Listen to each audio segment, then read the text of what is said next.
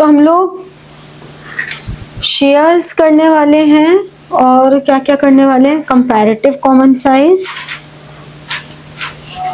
और कैपिटलिज्म निकालने का शॉर्टकट। और किसी को कोई डाउट बीच में याद आए तो बता देना, लिख लेंगे हम, ठीक है। डाउट तो मिल गया बट एएसटी नहीं पता कौन सा है। कोई बात नहीं, डाउट कर लेंगे, ठीक है। तो AST 9 का question number 23,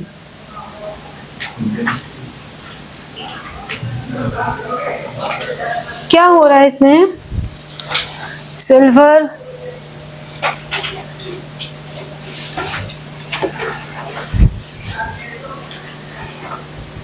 Silver Limited made an issue of 10,000 shares of 10 each.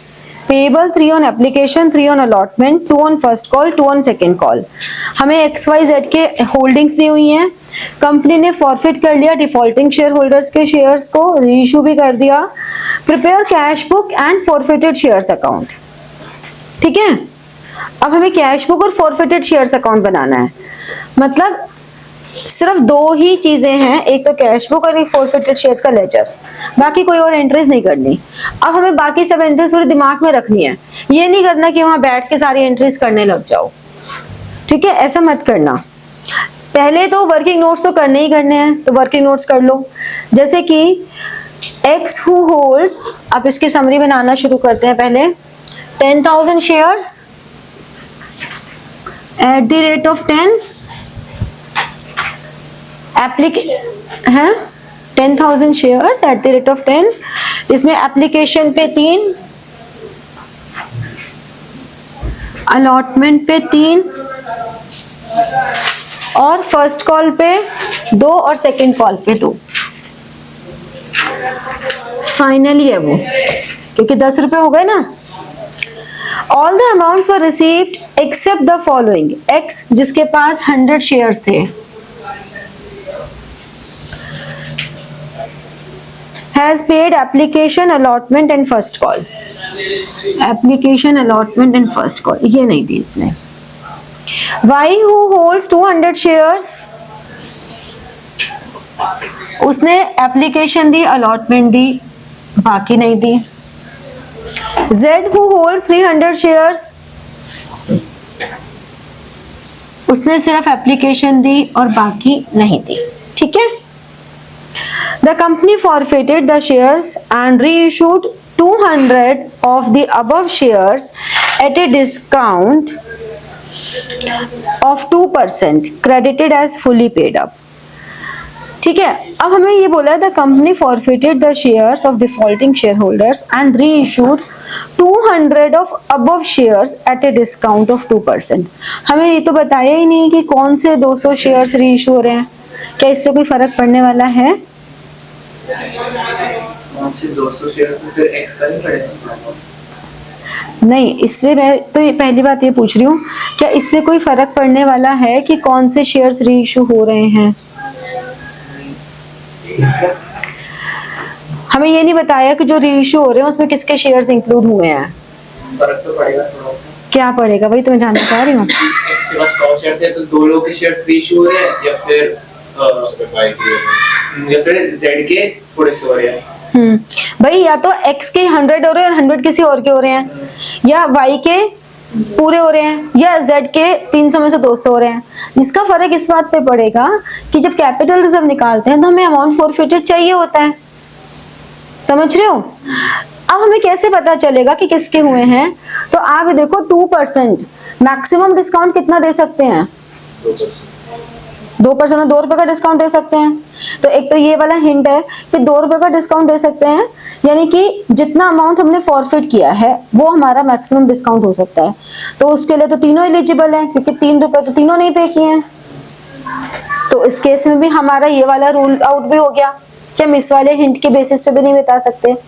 तो जब आप ये देख लो कि हमारा कोई भी जो रूल्स हैं वो यहाँ पे एप्लीकेबल नहीं हो रहे, तो उसमें बेस्ट क्या होता है कि या तो वाई के ले लो यहाँ पे, और ये मेंशन जरूर कर दो कि as no information is given about whose shares are reissued, therefore it is assumed that Y's share has been reissued. Best वही है क्योंकि उसमें आपको सबसे कम मेहनत करनी पड़ेगी, ठीक है ना, तो आप वही ले लो, राइट। अब prepare cash book and forfeited shares account. तो पहले तो इनका ये बन ही गया,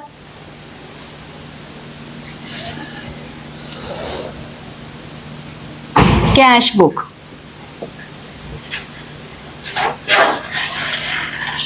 लिखना जरूरी है bank column only. First entry क्या होती है, एप्लीकेशन मनी रिसीव होने की, तो हमने यहां एंट्री कर दी 2 इक्विटी शेयर्स, तो नहीं लिखा, नहीं लिखा, शेयर एप्लीकेशन अकाउंट कितने से करेंगे, 10,000 इंटू 3, पूरे 30,000 मिले, पूरे 30 मिले है ना, 10,000 शेयर्स पे। हाँ, फिर सेकेंड एंट्री क्या होती है, एप्लीकेशन मनी को कैपिटल में ट्रांसफर करने की, कुछ नहीं करेंगे हम। फिर नेक्स्ट एंट्री क्या होती है, अलॉटमेंट मनी ड्यू करने की, कुछ नहीं करेंगे हम। नेक्स्ट एंट्री क्या होती है, अलॉटमेंट मनी रिसीव करने की, तो हम यहां लिखेंगे 2 शेयर अलॉटमेंट। कितनों पे अलॉटमेंट मिली है, इस 300 को छोड़ के 9700 पे 3 रुपए, ये आ गई, ठीक है। नेक्स्ट क्या होती है, फर्स्ट कॉल ड्यू करने की, नहीं करेंगे। फिर क्या होगी, फर्स्ट कॉल रिसीव करने की, तो 2 share first call. First call कितने पे नहीं मिली, 200 और 300 500, 9500 इंटू 2 19,000।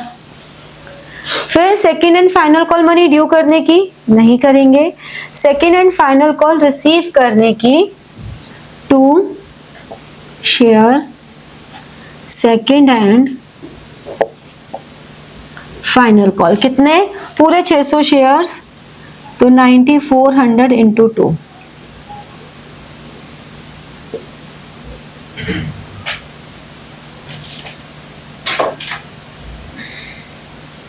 कुछ तो गड़बड़ कर दी, नहीं 18,800। हाँ 18,800 होगा, सॉरी मैं एकदम से 19 पर आ गई, तो मैंने कहा कुछ तो गड़बड़, 18,800। अब फॉरफीचर की एंट्री करते हैं, ठीक है ना। फॉरफीचर की एंट्री में क्या होगी, शेयर कैपिटल होता है डेबिट, प्रीमियम यहाँ है नहीं, 2 फॉरफिटेड शेयर्स। अब आता है forfeited shares account. Cash book के कितने मार्क्स होते हैं वैसे? अब जैसे ये 6 नंबर का क्वेश्चन है ना, तो ये आपकी 4 नंबर की होगी और ये 2 नंबर की होगी, फिर तो सही है ना। अब फॉरफिटेड शेयर्स क्रेडिट हो रहा है, उसके कॉरेस्पॉन्डिंग डेबिट क्या हो रहा है, बाय शेयर कैपिटल। कितने से, 600 शेयर्स पे, ऐसे देखो कितना कितना मिला, इस पे 100 इंटू 8 मिला 800, इस पे 200 इंटू 6 मिला, इस पे 300 इंटू 3 मिला, टोटल इतना अमाउंट मिला ना जो हम फॉरफिट करेंगे, तीनों का मिला के टोटल इतना मिला ना जो हम फॉरफिट करेंगे, तो क्या लिखेंगे, ये हो गया 2900, ये भी हो गई। अब रीइश्यू की एंट्री में क्या होता है, bank account debit, forfeited shares account debit, 2 share capital, तो 2 शेयर कैपिटल, 200 शेयर्स हमने 8 रुपए पे रीइश्यू किए, 2% है ना, 1 मिनट, 2% डिस्काउंट है, 2% डिस्काउंट का मतलब तो हो गया 10 रुपए पे भी 0.2, तो 9.8 पे कर रहे हैं हम,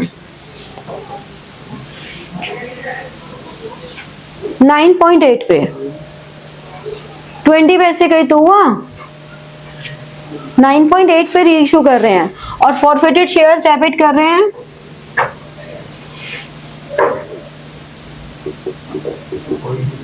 0.2, ठीक है। और फिर कैपिटल रिजर्व की एंट्री,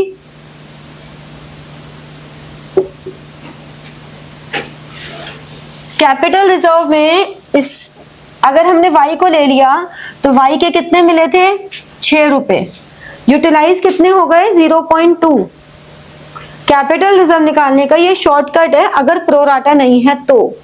अगर प्रोराटा नहीं है तो ये शॉर्टकट है कि हमने पर शेयर कितना अमाउंट फॉरफिट किया था और पर शेयर कितना डिस्काउंट दिया। पर शेयर हमने फॉरफिट किया था 6 रुपए, 6 रुपए किया था ना, डिस्काउंट दिया 0.2, तो कितना हो गया 5.8 कैपिटल रिजर्व एक शेयर पे हो गया, तो 200 पे कितना होगा। ठीक है, जितने नंबर ऑफ शेयर्स री इशूड है उससे मल्टीप्लाई कर दो। 5.80 इज कैपिटल रिजर्व पर शेयर और उसको मल्टीप्लाई कर दिया नंबर ऑफ शेयर्स री इशूड से। 6 रुपीज हमने फॉरफिट किए, उसमें से हमने 0.2 डिस्काउंट दे दिया, तो 6 माइनस 0.2। ठीक है, समझ में आया ये? लेकिन सिर्फ तभी पॉसिबल है, ये शॉर्टकट है, लेकिन प्रोराटा के केस में नहीं चलेगा ये। ठीक है, तो अभी सारी कैलकुलेशंस कर लो, बताओ फटाफट से क्या क्या वैल्यूज आ रही है। यहाँ सबसे नीचे वाले में कितने आ रही है 1960, और टोटल कितना हुआ इधर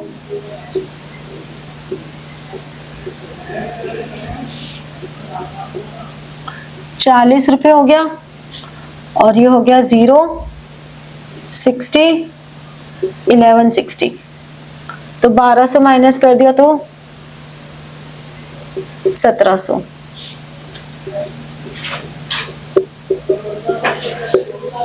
इधर का टोटल कितना आ गया 98,760।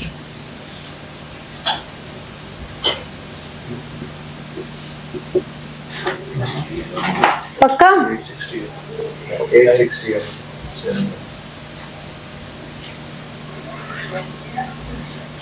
ठीक है, समझ में आया? जब ये टेस्ट में दिया तो कुछ बच्चे पूरी पूरी एंट्रीज कर रहे हैं कि उसके बिना हम कैश फ्लो कैसे बनाए। एंट्रीज को दिमाग में रखो, ये प्रैक्टिस से आता है। प्रैक्टिस करने से हमें एंट्रीज तो पूरी लर्न हो ही जाती है। शेयर्स में देखो एंट्रीज की तो कोई प्रॉब्लम आती ही नहीं है, जर्नल एंट्रीज तो सारी लर्न हो जाती हैं। शेयर्स में जो मेन हमारे लिए टास्क है वो उनमें पुट वैल्यूज पुट करना ही है, तो अपने दिमाग में एंट्रीज लाइन से चलाते चले जाओ और यहाँ करते चले जाओ। ठीक है, चलो ये नोट करो, फिर इसका ऑप्शनल पार्ट वाला क्वेश्चन करके दिखाती हूँ। इसमें तो मेनली 42 शेयर्स और फिर सर्टिफिकेट वाला बना कि डिस्काउंट नहीं बेटा, ये वो वाला डिस्काउंट नहीं है, स्वेट इक्विटी नहीं है ये तो वो डिस्काउंट है जो रीइशू डिस्काउंट होता है। क्वेश्चन 23 का और पार्ट,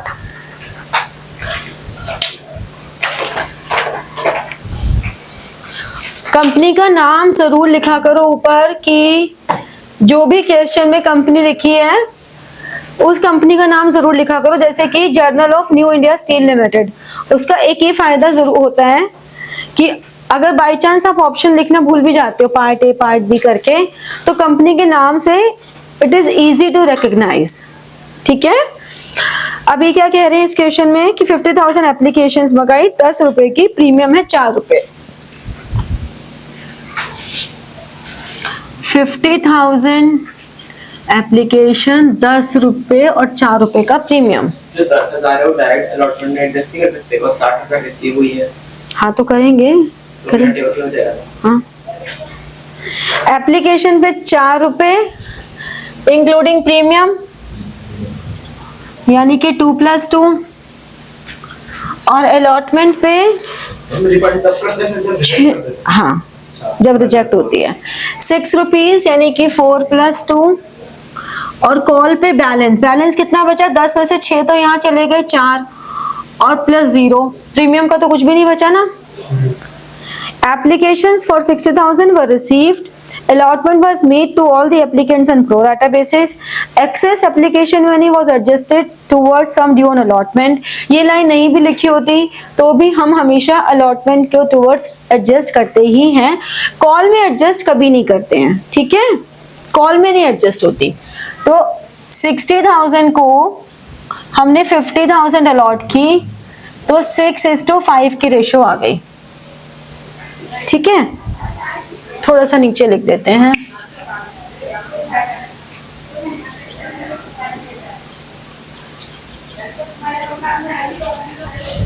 इसके आगे हाँ, Pankaj to whom 500 shares were allotted. Pankaj applied और अलॉटेड, उसको 500 अलॉट किए and fail to pay allotment and call money. Ajay to whom 1000 shares were allotted. 1000 shares were allotted, उसने कॉल मनी पे नहीं की. ठीक है जी. These shares were forfeited. Okay. Out of forfeited shares, 1200 shares, including all of Ajay. ये shares for these shares were forfeited. Out of forfeited shares, 1200 shares. Reissue हमने किए 1200, जिसमें अजय के सारे ले लिए 500, यानी कि जो बाकी 700 हैं वो पंकज के हैं. 500 थे ना पंकज के 500, अजय के 1000. तो तभी तो 1000 में से 500 लेना बेटा. नहीं, नहीं मैं तो अजय के उससे सारे ले लिए. Including all of Ajay, Ajay के सारे ले लिए. इसमें से अजय के सारे ले लिए और पंकज के 200 लिए.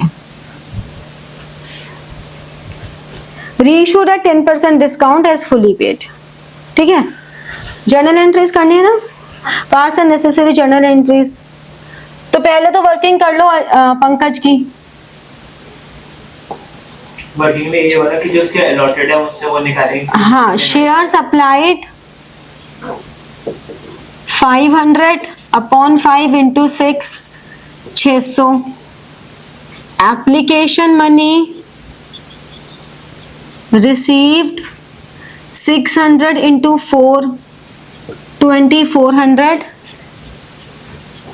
Application money required 500 into 4 2000.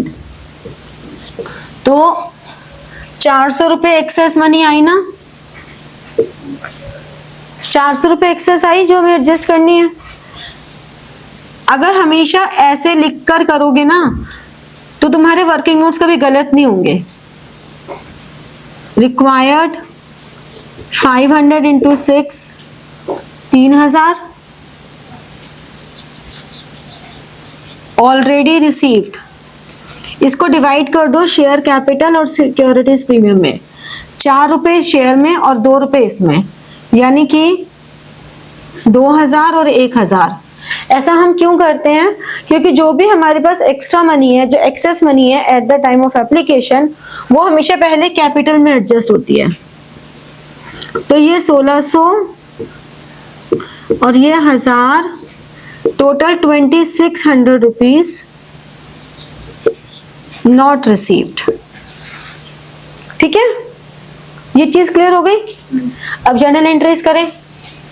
First entry, bank account debited to share application. कितनी आई? 60,000 इंटू 4. ठीक है. सेकेंड एंट्री,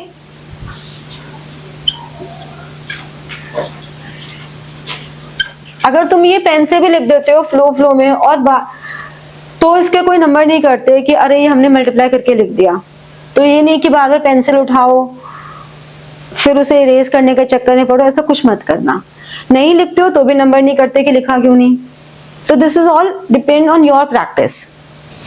फिर share application account debited 240 to share capital to securities premium to share allotment. Capital में कितना आता है? जितना रिक्वायर्ड है. प्रीमियम में जितना रिक्वायर्ड है. अलॉटमेंट में जितना एडजस्ट है. कैसे? शेयर कैपिटल में 50,000 शेयर्स इंटू 2, प्रीमियम में 50,000 इंटू 2, और जो पूरा 10,000 इंटू 4 है वो यहां आ जाएगा. यानी कि 1,00,000 1,40,000। समझे? क्लियर हुआ? अब third entry, share allotment to share capital और टू सिक्योरिटीज प्रीमियम। अलॉटमेंट में कितना आएगा? 50,000 इंटू 6, 3 लाख। कैपिटल में 4 रुपए, 2 लाख। और प्रीमियम में 2 रुपए, 1 लाख। समझे? अलॉटमेंट में पूरा ड्यू करेंगे 6 रुपए से, 4 रुपए कैपिटल में गया, 2 रुपए प्रीमियम में गया। अब क्योंकि अजय का प्रोराटा का चक्कर ही नहीं पड़ा ना, अलॉटमेंट में एडजस्ट हुई है, वो उसने दे दी, तो उसका एक्स्ट्रा मनी वाला ये कोई कॉन्सेप्ट आएगा ही नहीं, जरूरत ही नहीं पड़ी, इसलिए। हाँ, हर जगह इक्विटी लिखा हुआ है, हर जगह इक्विटी लिख दो भाई।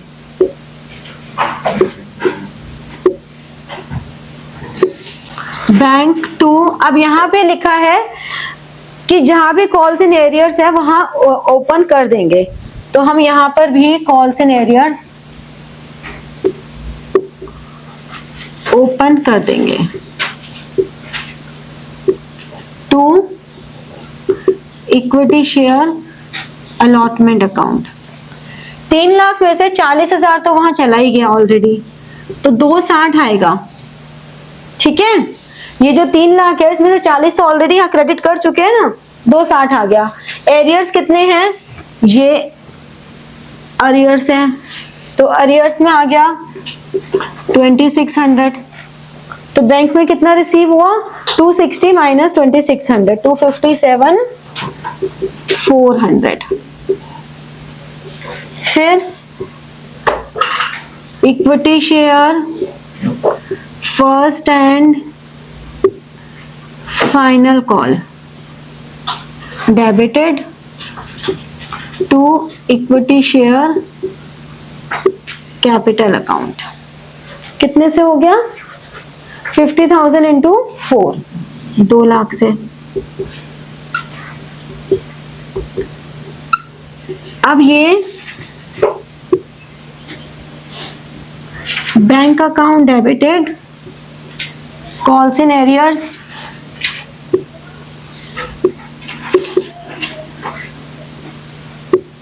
Account debited, equity share first and final call. ठीक है, कितना आएगा? यहां तो पूरा 2 लाख क्रेडिट हो गया। अरियर्स में कितना आ गया? ये 1500 शेयर्स इंटू 4, 6000। तो यहां पे कितना आ गया? 194। ठीक है, समझ में आया? फिर नेक्स्ट एंट्री फॉरफिट करने की, equity share capital debited, securities premium debited to forfeited shares account और to calls in arrears account. Share capital में डेबिट हमेशा वो अमाउंट करते हैं जो कि कॉल्ड अप होता है। कॉल्ड अप तो पूरा ही है, 10 रुपए कॉल्ड अप है 1500 शेयर्स पे। प्रीमियम में सिर्फ वो मनी लेते हैं जो नॉट रिसीव्ड है। Securities premium is never forfeited, कभी भी हम इसको फॉरफिट नहीं करेंगे। हमें नॉट रिसीव्ड कितनी है? पंकज के 500 शेयर्स पे ये 2 रुपए तो नहीं मिले, है ना? पंकज के जो 500 शेयर्स हैं उस पे 2 रुपए तो नहीं मिले, तो कितने? 1000, ये वाली 1000।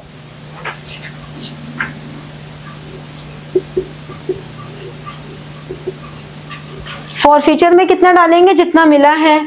पंकज का कितना मिला था? 2400, है ना?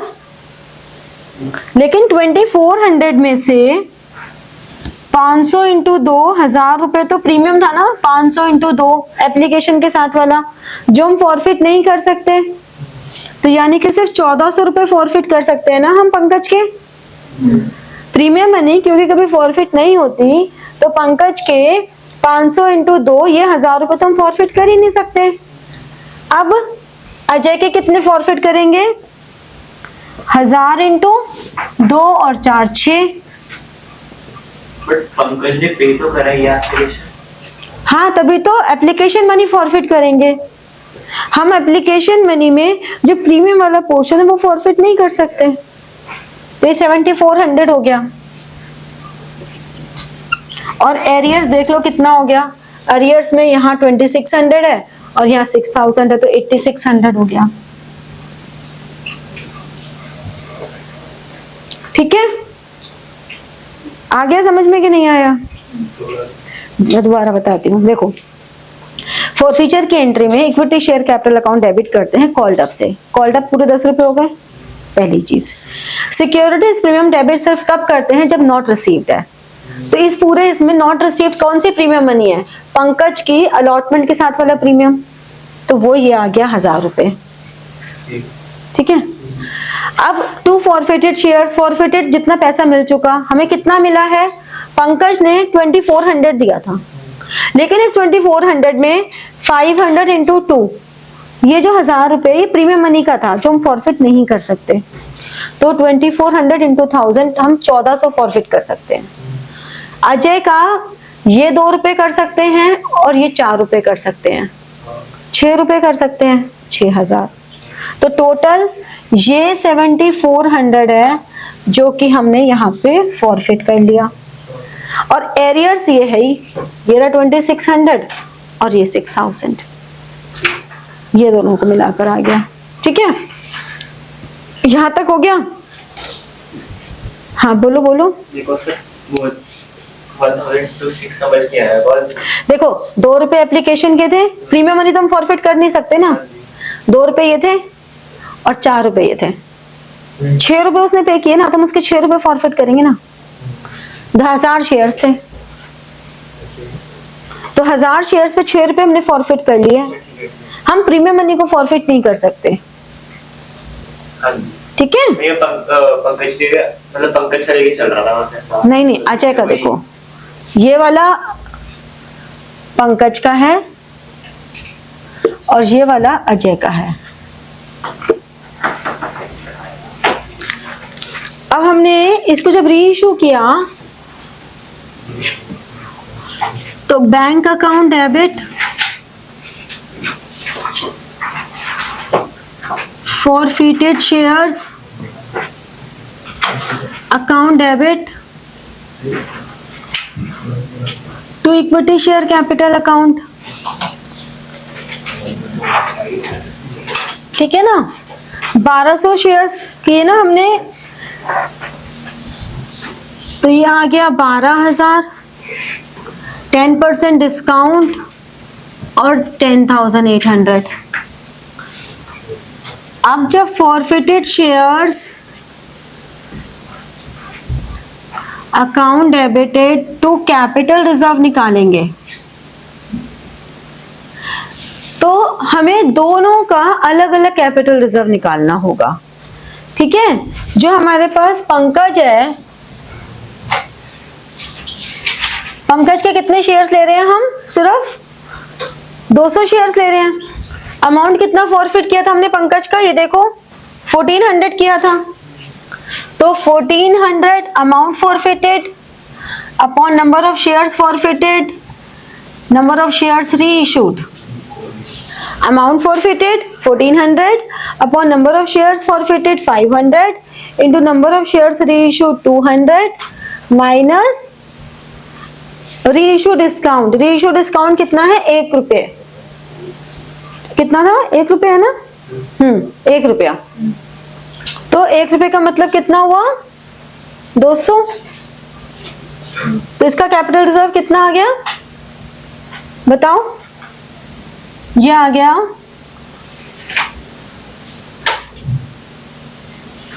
560 माइनस 200 360। ठीक है, जबकि अजय का कैपिटल रिजर्व 1000 शेयर्स थे, उसके अमाउंट फॉरफिटेड कितना था 6000। 6000 माइनस कितना हो गया 1000 इंटू 1 5000। फॉर्मूला लगाना चाहो तो इसमें भी लगा लो। Amount forfeited 6000, number of shares forfeited 1000, number of shares reissued 1000, discount 1000। ठीक है ना, तो हमारे पास कैपिटल रिजर्व कितना आ गया 5000 और 360, 5360। ठीक है, समझ में आया कि किस तरह से क्वेश्चन हो रहा है। AST5, इसके हम MCQ सारे डिस्कस कर लेते हैं। पार्ट ए के MCQs में है share forfeiture is a nominal nature, क्योंकि शेयर फॉरफीचर वो अमाउंट होता है जो हमें शेयर होल्डर से मिल गया और अब वो हमारे लिए कंप्लीट एक प्रॉफिट है। तो शेयर फॉरफीचर अकाउंट हमेशा नॉमिनल नेचर है। Share application, share allotment, share capital, ये सब पर्सनल नेचर होते हैं। सिक्योरिटीज प्रीमियम नॉमिनल नेचर है। ठीक है, समझ में आ गया, यही होते हैं ना accounts. Share capital, share application, share allotment, share first call, share second and final call, ये सब पर्सनल नेचर हैं और securities premium and forfeited shares nominal nature है। ठीक है, ये क्लियर हो गया। सेकेंड क्वेश्चन है debenture holders are lenders of the, हाँ इसी का और पार्ट भी है, सॉरी। फर्स्ट का discount on reissue of shares can not be more than forfeited amount, यानी कि maximum discount which is available to share holder जिसको हम रीइश्यू कर रहे हैं, उसको मैक्सिमम डिस्काउंट जो हम दे सकते हैं that is the amount forfeited. ठीक है, सेकेंड क्वेश्चन है debenture holders are lenders of the company. B lenders of the company है, उन्होंने मनी लेंड की है, उसके बदले में उन्हें इंटरेस्ट मिल रहा है, तो कंपनी ने बोरो किया है उनसे, कंपनी की बोरोइंग्स में आता है वो। ठीक है, तो लॉन्ग टर्म बोरोइंग्स में आता है, जिस साल कंपनी को रिडीम करना होता है उस साल वो शॉर्ट टर्म बोरोइंग्स में आ जाता है, करंट मैच्योरिटीज में आ जाता है। तो debenture holders are lenders of the company. और पार्ट है interest on debenture is a charge against profit because it is mandatory to pay even in case of loss to the company.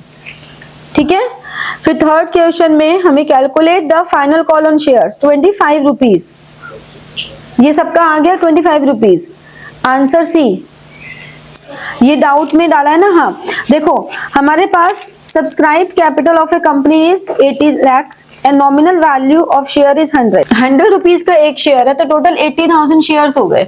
ठीक है, there was no calls in arrears till the final call was made. The final call made was paid on 77,500 shares, यानी कि इसमें से 77,500 पे आई, तो 2,500 shares पे arrears हो गए। The balance in calls in arrears 62,500, 62,500 rupees, ये भी एरियर्स है। तो फाइनल कॉल कितने रुपए की हुई 62,500 डिवाइडेड बाय 2,500, तो 25 रुपए की हो गई ना।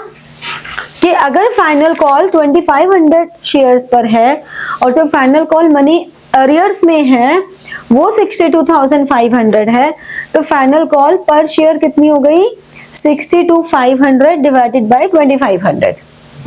ठीक है, तो 25 रुपीज इसका आंसर हो गया, ऑप्शन सी।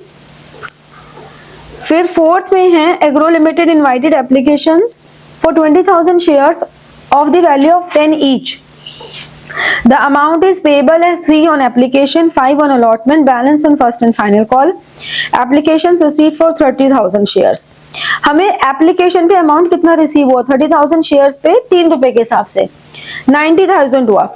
तो आप इसमें ऑप्शन में एंट्री से पहले देखो 90,000 कहाँ लिखा हुआ है, एक ही ऑप्शन में लिखा हुआ है ना 90,000, तो हमें और कुछ देखने की जरूरत ही नहीं है ज्यादा।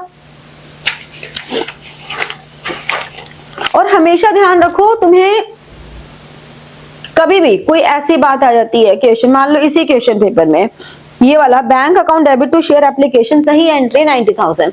अब ये एंट्री मान लो शेयर एप्लीकेशन की जगह शेयर अलॉटमेंट लिख दे होते, लेकिन 90,000 वाली फिगर सही होती। किसी और में ऑप्शन में बैंक टू शेयर एप्लीकेशन लिख देते हैं, एंट्री सही होती, अमाउंट गलत होता। तो आप दोनों में से कोई भी एक सही टिक कर दो, ये सोच के कि आंसर गलत है, ऑप्शन गलत है, छोड़ना मत, टिक कर दो। अगर आपने अटेम्प्ट किया है तो आपको फुल मार्क्स मिलेंगे, ठीक है। जैसे इकोनॉमिक्स के पेपर में भी ये चीज हुई है कि एक जगह गलत है तो वो गलत होने से वो मार्क्स सबको मिलेंगे 1 नंबर। एमपीसी और एमपीएस वाला पॉइंट गलत है उसमें क्वेश्चन में। कौन सा से मतलब कौन सा दिल्ली वाला है? और मेरे को ये ध्यान नहीं आ रहा, मैंने जब पेपर्स देख रही थी तो एक पेपर ऐसा था जिसमें वैल्यू दे रखी है मार्जिनल प्रोपेंसिटी टू कंज्यूम और ब्रैकेट में लिखा हुआ है एमपीएस। नहीं नोएडा वाला तो नहीं है। हाँ कोई एक पेपर था, बट बात ये है बात ये है कि नंबर मिल जाएंगे। अभी अरे अभी काम की बात सुन लो, मैंने एग्जांपल इसलिए दिया है हाँ। तो ऐसे में आपको अगर ऐसा कुछ होता है तो ये मत सोचना कि हम छोड़ दें, आप अटेम्प्ट जरूर करना क्योंकि फिर मार्क्स पूरे मिल जाते हैं, ठीक है। फिर 5th क्वेश्चन में match the following, the rate of dividend on equity shares जो होगा उसका होगा is change from year two year. 3rd part, dividend on equity shares is paid after, preference dividend pay करने के बाद देते हैं। तो फर्स्ट पार्ट हो गया बी का, हाँ फर्स्ट हो गया any dividend is paid on preference shares. 3rd on winding up of the company, capital of equity shareholders is paid only when preference shares are paid in full or equity shareholders are entitled to participate in management। तो option हो गया ए। 6th का option हो गया सी, first वाले part का, ठीक है। और पार्ट का क्या हुआ, capital is the amount introduced in cash or in kind by the partners। A capital account is opened in the name of each partner and the introduction is debited to this account। Name of each partner introduction is debited to false है ना, तो A is true, B is false। हाँ C option. 7th premium on redemption of debentures is personal account।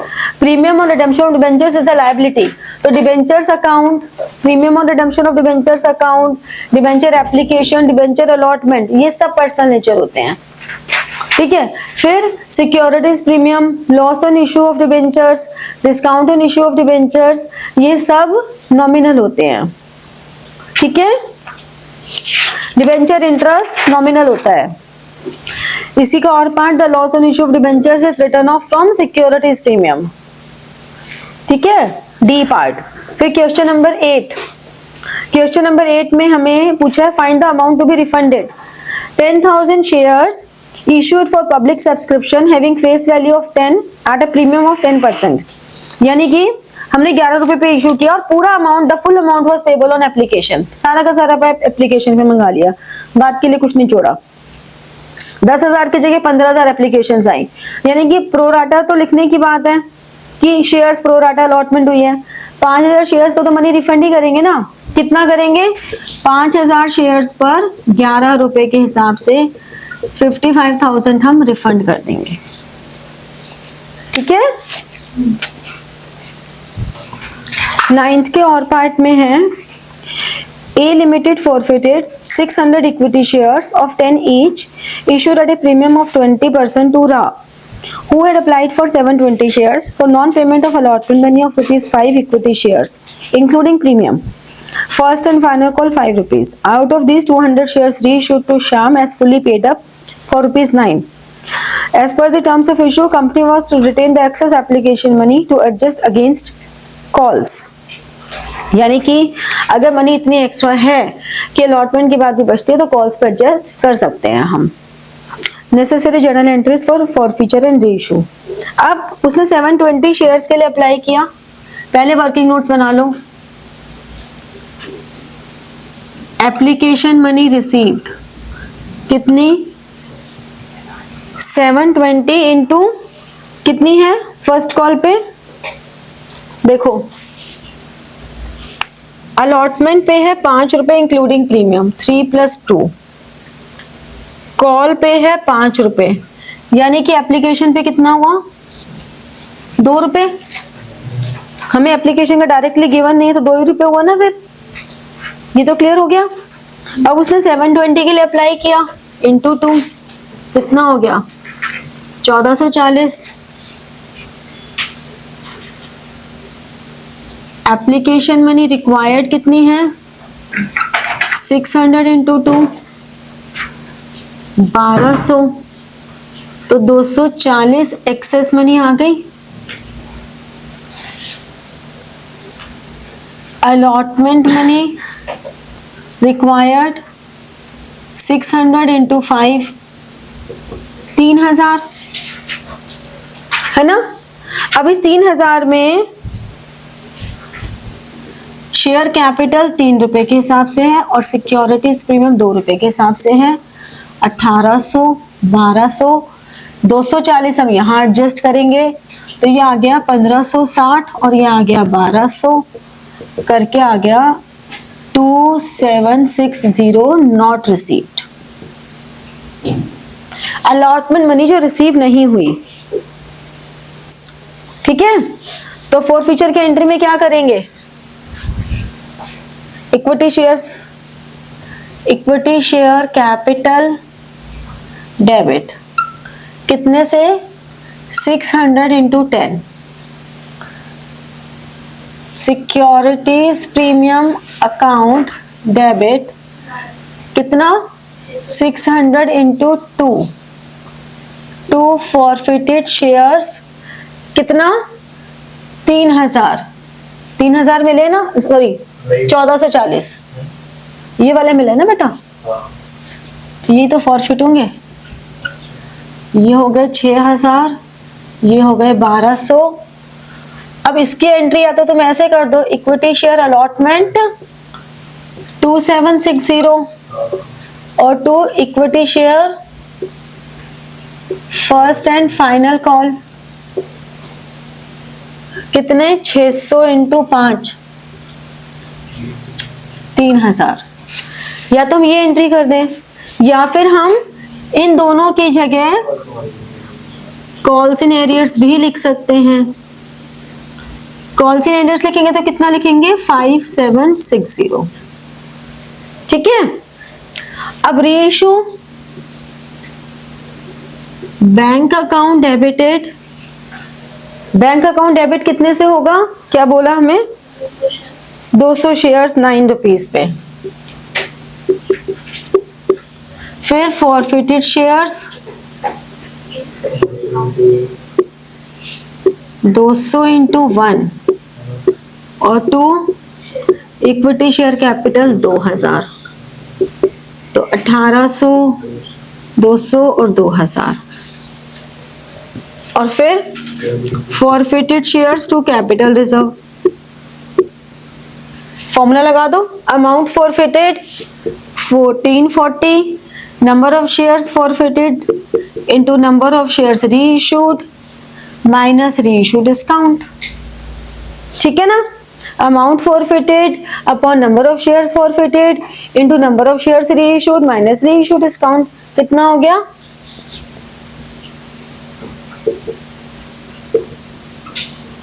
280।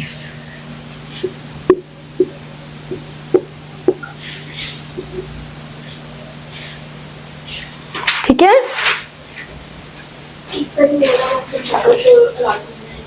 ये वाला देखो 600 into 5 ये total allotment ये हुई, इसमें से 3 रुपए कैपिटल के 600 इंटू 3, 2 रुपए प्रीमियम के 600 इंटू 2।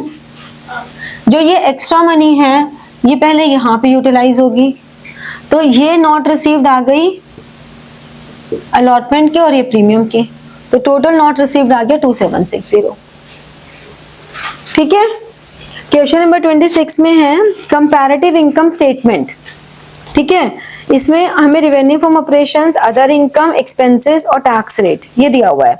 तो कंपैरेटिव का पहले परफॉर्मा बना लेते हैं। परफॉर्मा कैसे बनेगा? ऊपर तो हम लिखेंगे कंपैरेटिव इनकम स्टेटमेंट ऑफ जो भी कंपनी है, कोई कंपनी नहीं है तो comparative income statement for the year ended 31 March 2024 simply.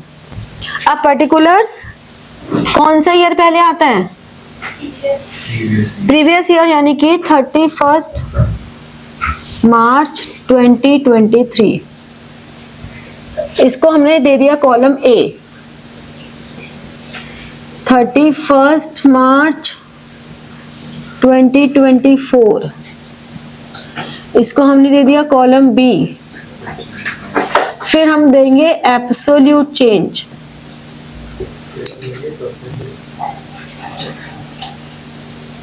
Absolute change is b minus a, और फिर आएगा percentage change which is c over a into 100। ठीक है, और फिर जो जो कंपोनेंट्स गिवन है उनको यहां लिख लेंगे। रेवेन्यू फ्रॉम ऑपरेशंस, हमें अदर इनकम दी है,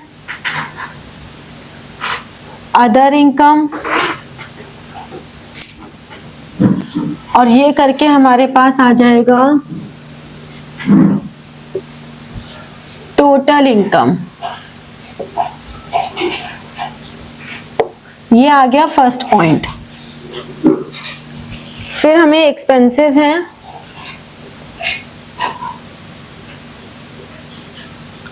एक्सपेंसेस और टोटल एक्सपेंसेस दोबारा लिखेंगे। ये फॉर्मेट है टोटल एक्सपेंसेस, तो इसलिए फॉर्मेट को फॉलो करना बहुत जरूरी है। और फिर profit before tax 1 minus 2, tax rate दिया हुआ है, less tax profit after tax. ये हमारा बन गया फॉर्मेट। अब इसमें वैल्यूज पुट करना स्टार्ट करते हैं। रेवेन्यू फ्रॉम ऑपरेशंस ये है 18 लाख और यहाँ है 24 लाख। पहले ये दोनों कॉलम्स को फिल कर लो, ठीक है, उसके बाद कैलकुलेशन स्टार्ट करो। अदर इनकम्स 15% एंड 25%, तो 2023 में 25% है, दैट इज 4,50,000, तो ये हो गया 22,50,000। वो है 15%, ये हो गया 360, 2760। फिर एक्सपेंसेस हैं 60% of revenue from operations 50 and 60, तो ये आ गए 9 लाख और टोटल एक्सपेंसेस भी 9 लाख। 2024 में है 60% हो गए 1440 और ये भी 1440। अब 22,50,000 माइनस 9 लाख कितना आ गया? Profit after tax, before tax, sorry, निकालो। 22 माइनस दिस कितना आ गया? 1350। टैक्स कितना परसेंट है? 40%। कितना हो गया? निकालो। 7,20,000 सही बात, गलत कैसे? कितना है? 540। तो इसमें से आ गया ये 8-10। प्रॉफिट बिफोर टैक्स है 13,20 और 528। सही बात, सही बात। रिमेनिंग है 7,90,000। अब एब्सोल्यूट चेंज, अब जैसे 3 नंबर का है ना, तो 3 नंबर में इन दोनों का मिला के 1.5 सॉरी, इन दोनों का ये हाफ मार्क, ये हाफ मार्क, ये 1 मार्क और ये 1 मार्क, ऐसे मार्क्स डिवाइडेड होते हैं। ठीक है, तो ये हमने बनाया, अभी तो हमें एक ही नंबर मिला है, अब हम एक नंबर और लेंगे। तो 3 नंबर 3 नंबर का है, तो अगर 4 नंबर का है तो चारों कॉलम्स एक एक नंबर के हो जाएंगे। फॉर्मेट के नंबर ले लो, वो तो एग्जामिनर थोड़े कर देते हैं, तो उधर आगे की वैल्यूज बताओ कितनी कितनी आ रही हैं। 6 लाख, फिर 90, ये 90 नेगेटिव में आएगी ना, -90 फिर ये 6 लाख, है 5 लाख 10 सही बात है। फिर ये 540, फिर नेगेटिव 20, फिर नेगेटिव 12 लाख, 12,000, नेगेटिव 30 और फिर ये 12,000। नेगेटिव का है ना। हाँ जी, नेगेटिव 18 परसेंटेज निकाल दो खटाखट। 6,18,000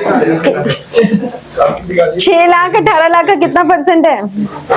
33.3। ये 90,000 20.0। 5, 10, 20 to 50 का है, है नेगेटिव में, तो ये तो सब नेगेटिव में तो जाएगी, ये नेगेटिव में है। फिर ये 540 9 लाख का कितना परसेंट है?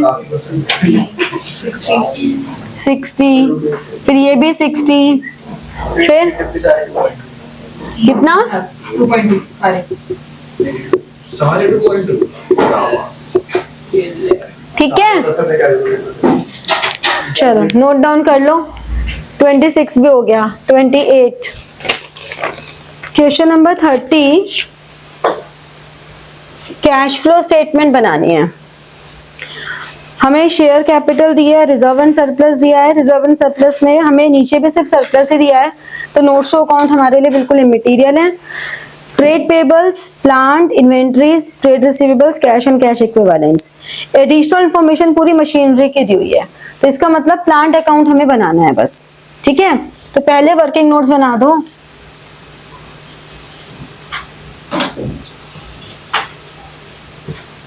और उसमें प्लांट अकाउंट बना लो।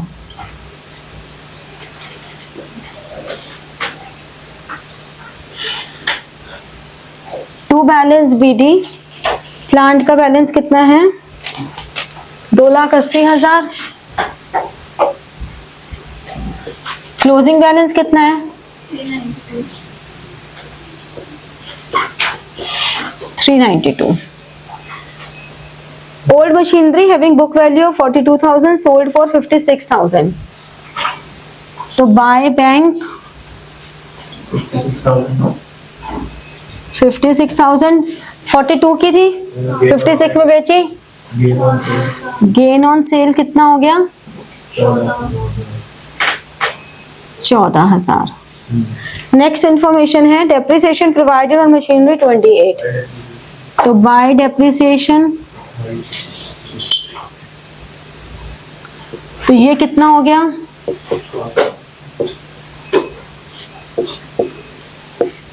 476। तो यहाँ पर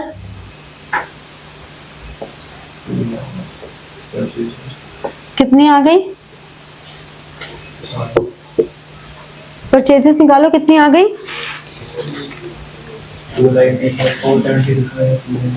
182।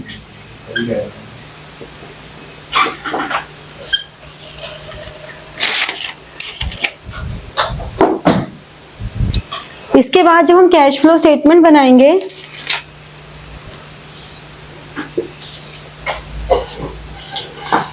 तो सबसे पहले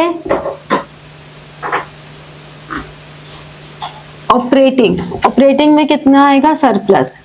closing balance minus opening balance कितना है? Closing balance minus opening is 308 minus 182। कितना हो गया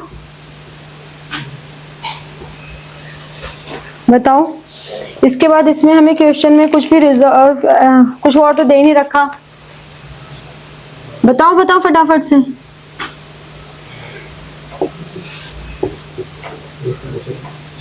हाँ 1,00,000 डेप्रिसिएशन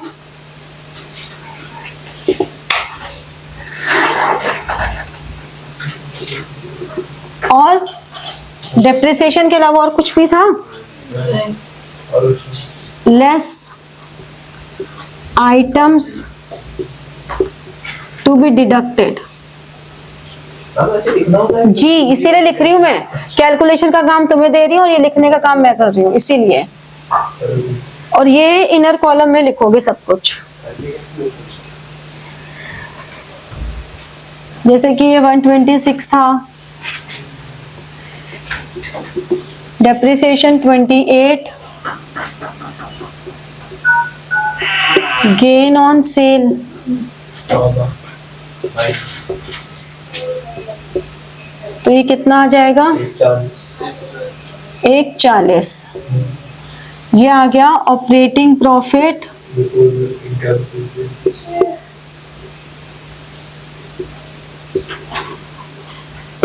इसमें हमने ऐड की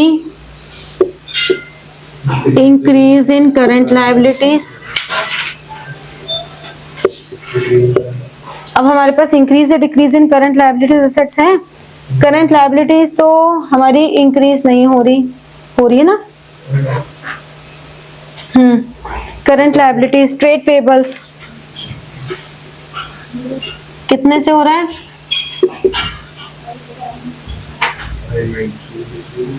और असेट्स में देखो तो इन्वेंट्रीज डिक्रीज हो रही है। बताओ कितने से हो रहा है? 98।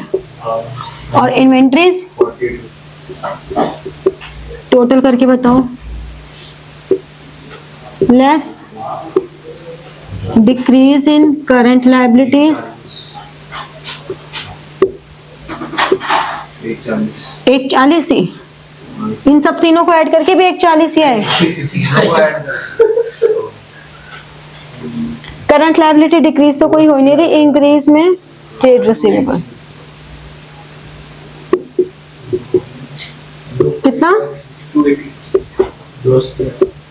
ट्रेड रिसीवेबल्स इंक्रीज कितने से हो रहे हैं? 2,10,000 पक्का? 490 ये तो लेस करोगे ना। हाँ ये तो माइनस है ना। तो 70,000 आ गया फर्स्ट पार्ट हमारा। Cash flow from operating activities, हाँ ये बाहर लिखोगे। फिर बी पार्ट आ गया इन्वेस्टिंग। इन्वेस्टिंग में तो बस हमारे पास प्लांट ही था। Purchase of plant, sale of plant कितने से? परचेज है 56 नहीं 182 और सेल है 56। 182 माइनस 1 हाँ बताओ फाइनल आंसर।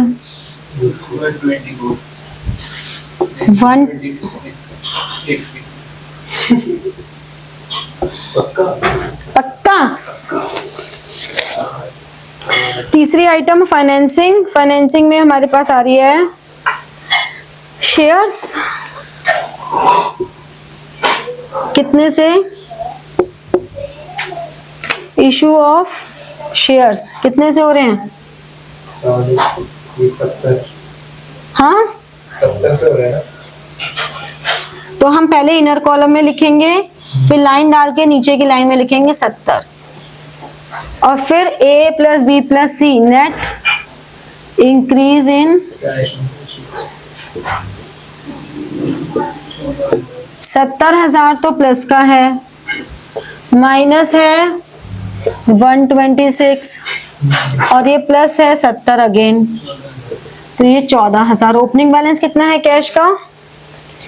84 है।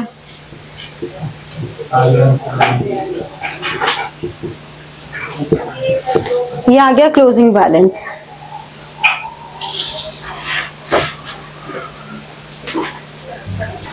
ट्वेंटी में फर्स्ट पार्ट है इसका A company has postponed paying suppliers so that period end cash balance appears higher in the books of company. Yes, this is an example of window dressing. बिल्कुल perfect. Through window dressing, a company can present a better financial position of the firm than the actual position. ये सही भी है और ये correct explanation भी है. ठीक है. फिर इसका और पार्ट पर आए तो inter-firm analysis is a comparison of financial statements of एक एंटरप्राइज फॉर 2 और मोर अकाउंटिंग पीरियड्स. तो ये तो गलत है. इंटरफर्म तो सेम अकाउंटिंग पीरियड में 2 की कंपैरिजन करते हैं. और दूसरा है time series analysis is conducted to determine the trends of different financial variables over a period of time. This is true. तो इसका आंसर हो गया D. A is false. A is false, R is true. ठीक है. चलो ये note down कर लो.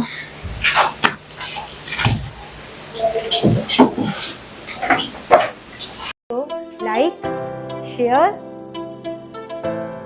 and press the bell button for getting your notifications and comment. ठीक है. Thank you.